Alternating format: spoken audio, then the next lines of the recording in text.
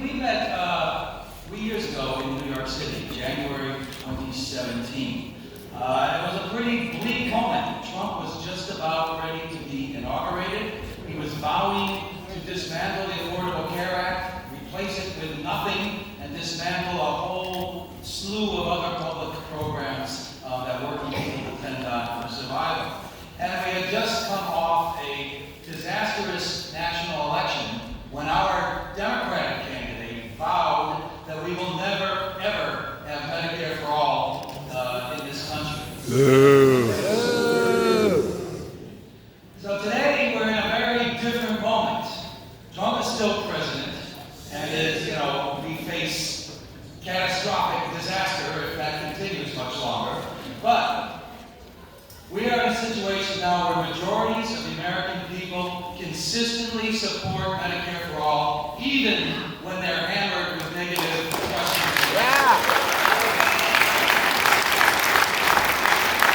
Medicare for all is the litmus issue in every single presidential debate and on almost every single political campaign in this country. We have seized the terms of debate on the future of health care in this country. The Medicare for All Act is in Congress. It's a great bill. 118 sponsors, I'm sorry to say. We lost Elijah Cummings 2 days ago. Elijah was a champion of healthcare justice. I know that there are people in his district who are making sure today that he will be succeeded by someone who will continue to carry the torch for Medicare for All. Yeah. And this is straight up in my world, for the first time since the mid-1990s, when my poor United Labor Movement lost its way again, unions that represent a majority of organized workers in this country have endorsed actually existing Medicare for all legislation. All right. This is a gigantic paradigm shift in how people have thought about the future of healthcare in this country. It's a huge shift in public opinion and public thinking. And it's really a moment that comes rarely. I think we're kind of on the cusp of one of those magic moments that the Irish poet Seamus Heaney described when he talked about how once in a lifetime hope and history rhyme. And this is one of those moments when hope and history just might rhyme. So we should really be proud of what brought us here, what we have accomplished, and I want to thank everybody in the room for the work that you've done, and I want to thank the organizations that sent you here, because that's the core and the spine of our movement. But I also have to tell you that I'm an old union organizer. Yeah. Because I'm older, I'm an organizer. And I've got to say that this feels very much like that moment in the union organizing campaign, right before the boss finds out that the union is in the shop. Where everybody's together, we're all excited about the future, but we have not yet experienced the reign of terror that's going to be unleashed against us. The divisiveness, the divide and conquer, the lies, the threats, the air war, the sea war, the land war that we'll be taking one at a time, trying to chip away the unity that we built. So this is the moment for organizers. This is the moment for us to step up. And there's a couple of tools that are very important from the Labor Organizers Toolkit. Number one is inoculation. Now is the time to prepare our people for the lies and the attacks that are coming, so that when they come, they see them for what they are, and they can stand up to them. Now is the time to inoculate. Yeah. Another pretty cool tool that we try to use is what organizer Jane McAlevey calls a structure test. Think about the kind of structures we need to win and test them. Ask them to do what we expect them to do and evaluate what worked and what didn't work and adjust your tactics and strategies accordingly. So a couple of national labor leaders actually kind of failed their structure test last month when they had a chance to defend their union's commitments to Medicare for all. And instead they kind of backpedaled away and started talking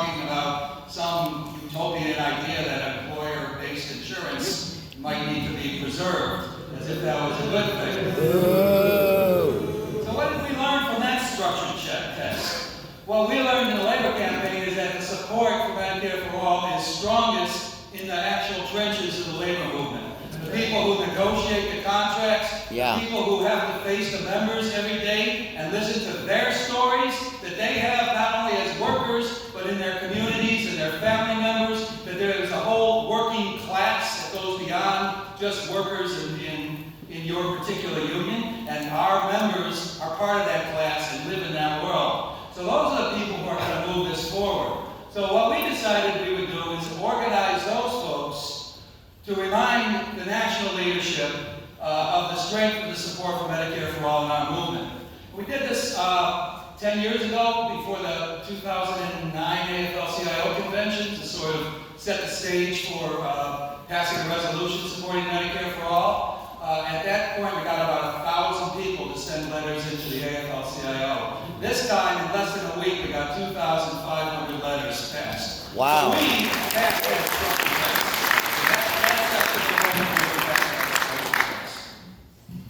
So, brothers and sisters, as we move through this weekend, I just ask you to think about power. Because when they tell us that Medicare for All is not politically viable, which is the only argument that they have about Medicare for All, what they are really telling you is we do not have enough power to win it. Right. So the challenge for us is to build power to win this fight. So ask ourselves, where does our power come from? How can it be amplified? How can we bring new forces to the fight? How can we marshal the resources to win? Ask ourselves, who are our enemies? How is their power sustained? How can they be weakened and isolated? And finally, let's ask, who are we talking to? Are we talking to the same crew of true believers in the church basement or the union hall? Or are we making an effort to bring new voices and new forces into our movement? Right on. Yeah. So we've got a lot of work ahead of us, brothers and sisters. And there's one more thing that I learned as an organizer, and that's that history doesn't move itself. To paraphrase Frederick Douglass, moments come and moments pass, but moments don't last forever. So we need to seize the time. Thank you. Yeah. Yeah. Great job.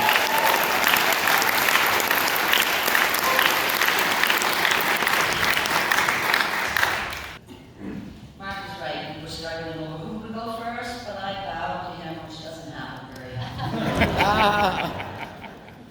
As stated, my name is Cokie Giles, and I've been a registered nurse for 41 years. Yeah. As nurses, we see every day at the bedside how our healthcare system, and let's be honest, it's a stretch to call it a system, is failing, and our patients are in crisis. You all know that the United States has more uninsured and underinsured people than any other industrialized nation. We spend way more per capita on healthcare than similar nations. And we get pretty mediocre to poor results for what we do spend. Our failing healthcare system has hurt me and my family directly. My son Matthew is diabetic and insulin dependent. He was 18 months old when he had 95% of his pancreas removed in Children's Hospital in Boston. That was the treatment for too much insulin coming and not turning off. He ran, for the nurses in the room, he ran under 23 blood sugars for several hours. They said that wouldn't give him any greater chance to be a diabetic, and at age 10, Matthew proved him wrong. He did become insulin dependent. He did well until he got out of my clutches, and he always has worked. He's always worked, but he didn't always have jobs that provided health care coverage. After he turned 19 and was no longer on my insurance, the next few years, insulin it was difficult for him to get. He didn't have the money, and rather than let me know, which I would have helped him, he rationed it. Well, if I take less insulin and I eat less, then it will last longer for me. And he lived in Portland, Maine at the time, and that's where I'm from.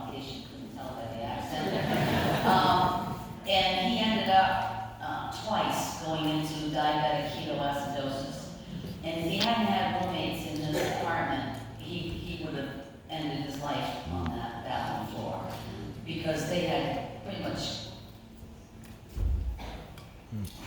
excuse Yeah. me, that's gross. They had to carry him to the hospital. So Matthew's now, fast forward, he's 36 years old, and over the years he's had ups and downs. He does a really good job trying to keep it in control, but when he's now been diabetic for 26 years, which is quite a long time. He had an infection on his toe 2 years ago, and trying to have it treated. He did have insurance. The toe eventually broke and poked out through his skin, and he had to have half of his foot amputated. Matthew now lives in Brooklyn, New York. He's a hairdresser in Manhattan. So as you can understand, he did a GoFundMe page. Not so much, he didn't know what his cost would be, but he needed to make money while he couldn't work, and people were very generous out there. So he could pay his bills and pay his rent. His bill was right around $80,000. Oh my God. And he had an option to pay a higher premium for his insurance, which he opted to do because he figured it would be less co-pay deductible. So he pays $600 a month for his premium. Okay. His total out of pocket is $4,000, and he has to pay his first $3,000 for the insulin pods that go with his pump. So he has to work half a year before he starts to see any sort of help from that insurance, but he's scared to death to not have it. The root of our problems is the profit motive in healthcare. As nurses whose mission it is to heal people, we believe that making money off of people's illness and misery is wrong and deserves no place in healthcare. This violates our values as nurses because we believe that healthcare is a human right. Yes.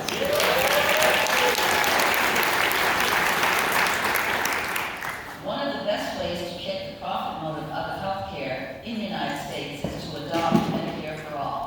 Health insurance is not the same as healthcare. Right. Matthew and so many other people need Medicare for all. For a growing number of Americans, insurance is just a policy number on a piece of paper that becomes absolutely useless as soon as you actually get sick and need it.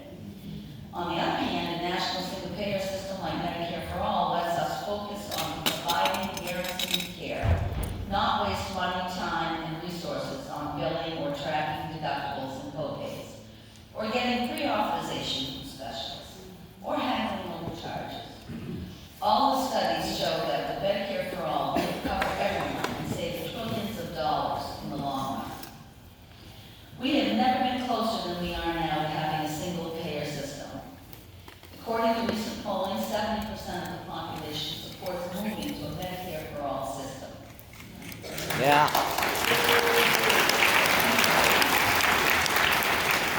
I know many of you could recite these statistics just as easily as I can, but it doesn't hurt to repeat them over and over.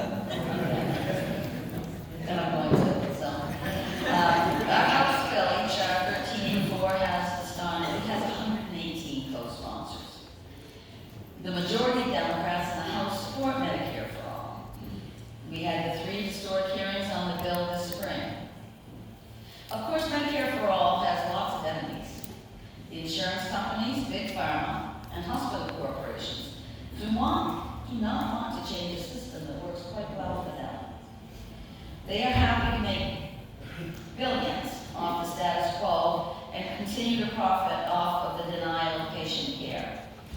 They formed a partnership to block our momentum. In 2018 alone, this partnership spent nearly $143 million lobbying against Medicare for All. These folks will fight us with everything they have. They're trying to trick us into accepting a solution that only tinkers around the edges, that makes it look like improvements are being made, but in reality does not disturb the basic structure of our profit-driven system. Our union has fought for decades for guaranteed health care for all. But just under shifted. We knew we had to go all in on this fight and scale up our organization. Just this year alone, volunteers with our campaign, many of whom might be in this room, have helped host over 1,500 door-to-door or street canvases, knock on over 20,000 doors, attend hundreds of town halls, and text over 150,000 voters to get them to call their legislature. We'll continue this work with thousands of volunteers.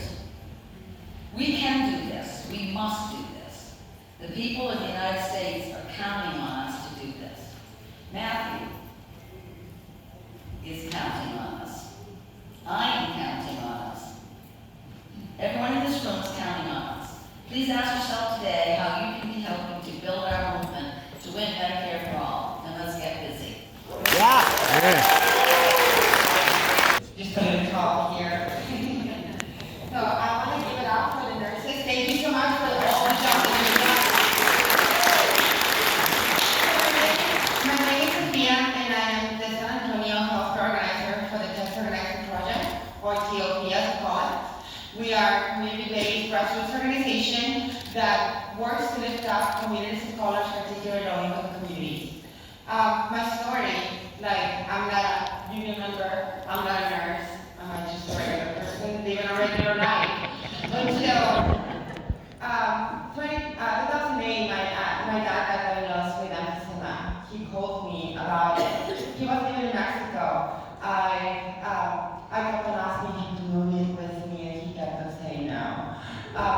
Little did I know that in 2012, Mexico passed the universal healthcare system, in which allowed my dad to get medication and treatment that otherwise would have been impossible for him had he lived here. In 2014, my dad passed away, and I went to his funeral.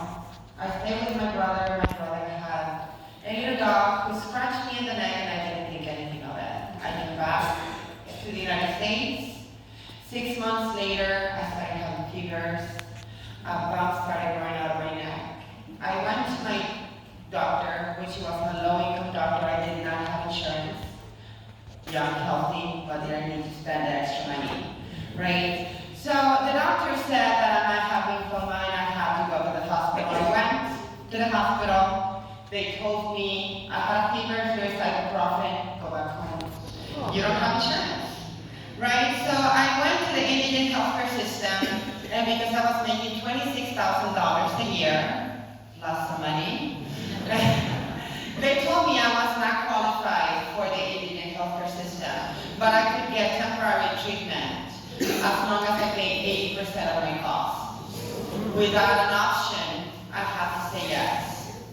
I ended up in the hospital for 2 weeks. Turned out I had a staph infection, multi-drug resistant. And I was released with a $15,000 debt, right?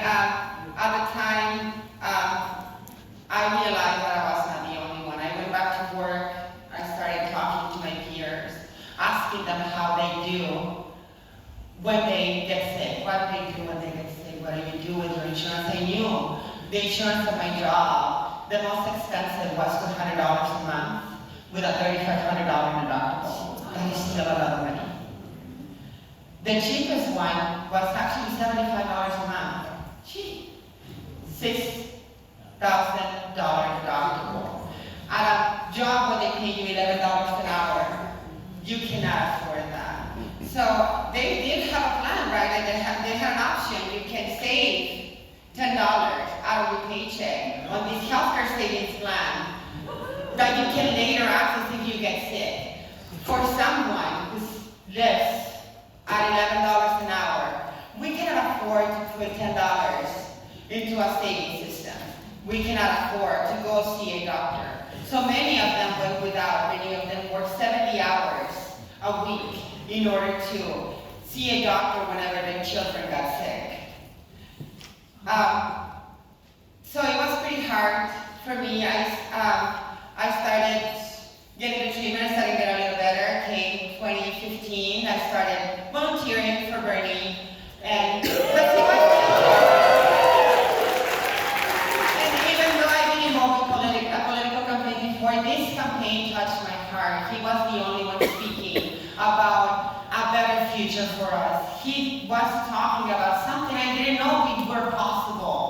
which was Medicare for All, right? So I started going to Democratic clubs and listening to them, and I decided to become a precinct chair. So armed with the information of the voters in my neighborhood, I started knocking on doors and asked them the same question: what do you do when you get sick? The stories that I heard were heartbreaking. Senior who was in Medicare, who had just heart surgery, wasn't able to afford his medication. He had to rely on his grown son to give him $400 a month to pay for his heart medication. And that was the beginning of it. At 2016, while everybody was grieving, I got angry. And I posted, we should do a march for Medicare for All. That was it.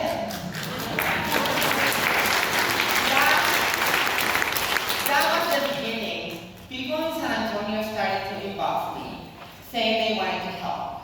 Several candidates for Congress, several candidates for City Council started inboxing me too. I thought that I was way over my head. No one really knew me except for my job, my neighborhood, and the Democratic club that I was attending to. So what to do? I started going to organizations around my city and began recruiting support. The Esperanza Peace and Justice Center, National Nurses United, Southwest Workers Union, Planned Parenthood Texas Votes, Domésticas Unidas, Indivisible, San Antonio DSA, Our Revolution. We went to the labor unions, AFL-CIO, AFT, ATU, Unite Here, and of course, Healthcare Now. And we started the process of the march. Then we started turning into a community. Armed with a lot of folks from these organizations, we began knocking on doors, and we began spreading the message of Medicare for All. Whenever we had the first march, which Judy was right there, was part of it, she sits on the board of Healthcare Now. Big round of applause to Judy, please.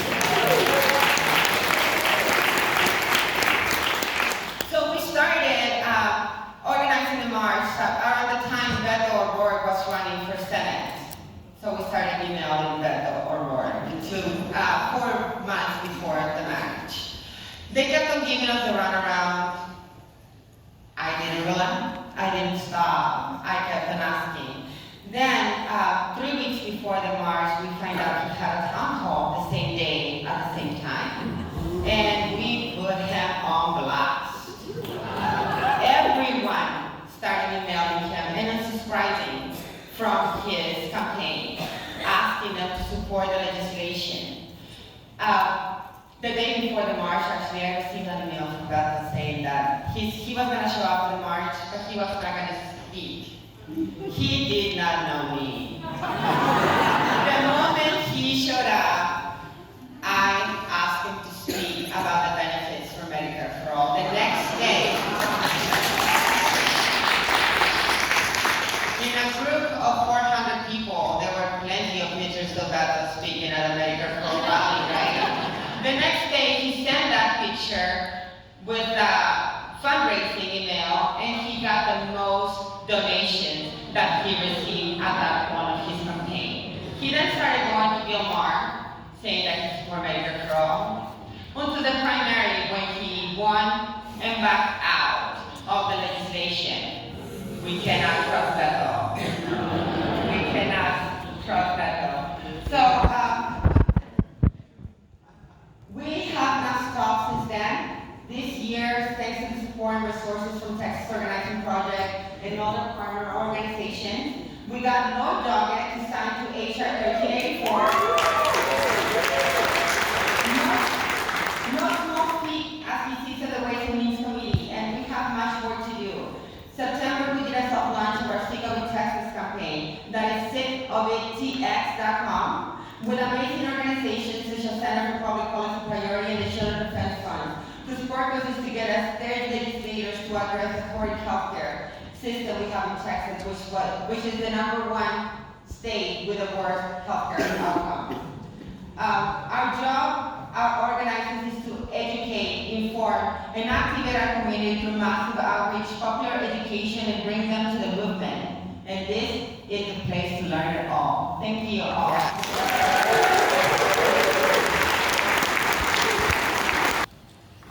How y'all doing? That was impressive for a room not allowed to have coffee in here. I'm surprised you haven't rushed this. There's a little earlier, there was a blinding light that hit the stage, and it turned out it was just the sun in Portland that So, my name is Benjamin Day. I'm the director of healthcare now. I got into this movement. I first got into this movement as a patient, like so many of us. I was admitted to the hospital for 3 days, and when I was discharged, I had health insurance. I didn't have a huge deductible. My doctor sat me down and said, I don't want you to freak out, but your insurance company is not going to cover your stay. The stay was $5,000. I was earning $14,000 a year at the time. So even amounts that, $5,000 is like a standard deductible these days. But if you're earning that little, it might as well be $5 million.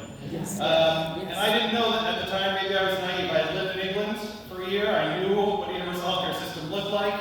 I thought I had done everything. I thought I had insurance. I thought I had protection. I'd learned the valuable lesson that no one in America has health security. Unless you're really ultra rich. No one has health security. Everyone, good union, good job. You're one major illness or injury away from losing your job, losing your good insurance, and falling through the cracks of our healthcare system. So I want to talk a little bit about how we structure this conference and what we're going to be covering over all the workshops and plenaries that are coming up after us.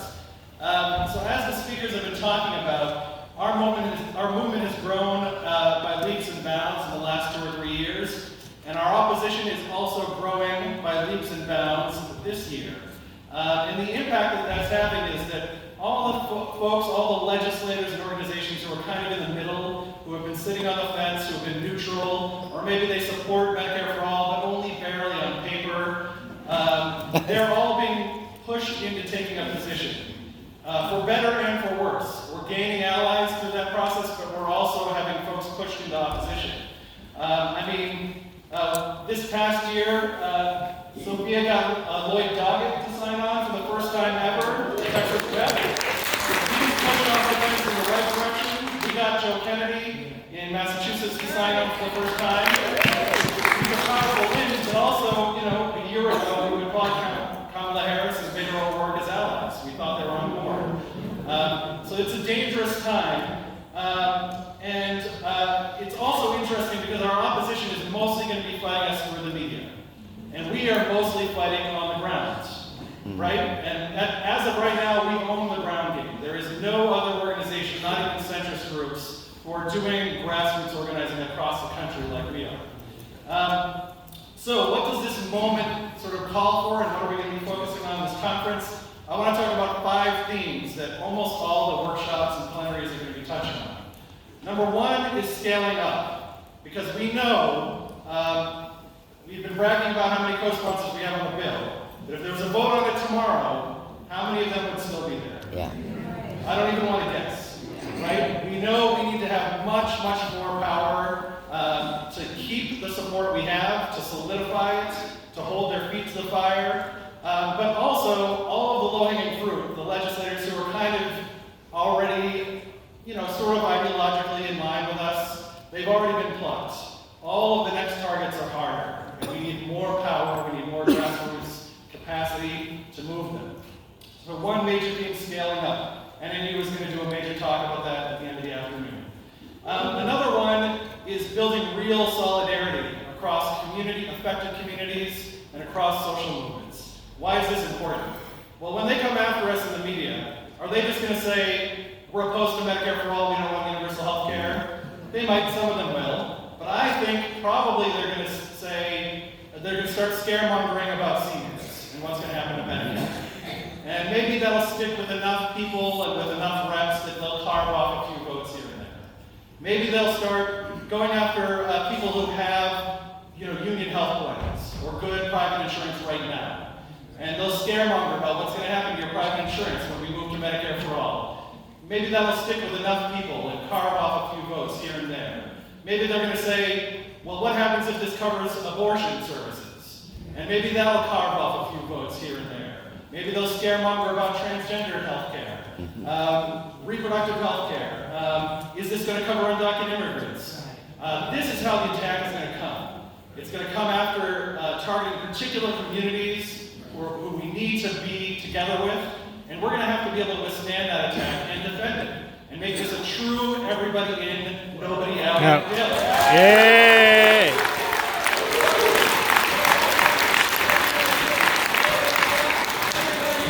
Nobody out. Everybody in. Nobody out. Everybody in. Nobody out. I champion would like it. So that's two themes: building rural solidarity, scaling up. We already talked a little bit about we have to start moving beyond co-sponsorship and resolutions.